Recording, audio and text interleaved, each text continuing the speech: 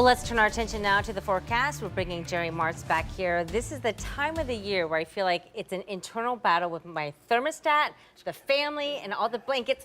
Like, which way do we go, right? And at what point in the day, But there's a sweet spot to open your windows Yes. at night and Yes. let the cool It air is. come in. Actually, a good point to that, too, because we're still talking about allergens in the air. It's really going to be a problem until we have a really hard freeze. Probably a week or two away from that. Now, we have a touch of frost in the forecast. That's not going to do away with the allergies. But if you can put up with a sniffle, you're in for a real nice couple of mornings. Temperatures 50-ish, not bad, right? And absent the fog we had this morning, that was a little rough at Yes, times. that was really hard. intense, Yeah, actually. we're going to take a look at that, rewind, and then move ahead. But what we're also looking at in terms of the allergies, only one category you're concerned about, that's the weeds. They can grow anytime, anywhere, no rain, no sun, cold, whatever. They're still going strong. That's mainly the ragweed. Now, it will be the case again for at least a week or two. Trees, grasses, for the most part, growing season slowing down, and the mold also hanging tough in the low category.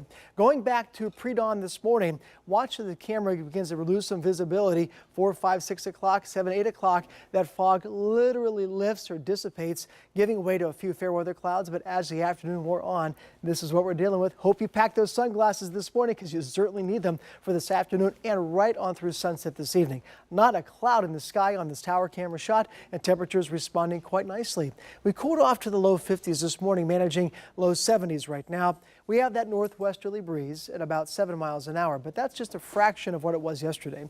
A little breezy, maybe even brisk yesterday, even though it was warm. But this evening, if you do open your windows up just a notch, you're going to be treated to a real comfortable evening as that cooler, dry air begins to flow back in.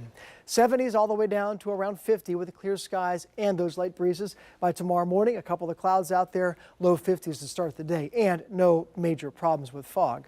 During the day tomorrow, you notice a couple of things. One, a fair amount of cloud cover from time to time. We will break out with some sunshine in the afternoon.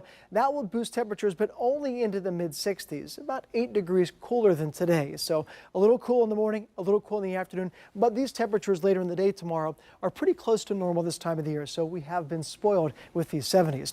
The other thing we're watching are those overnight low temperatures. Tomorrow morning around 50, Thursday morning low 40s, Friday morning around 40 degrees. That simply means the outlying areas are going to be into the 30s. That means there will be a touch of frost in some spots.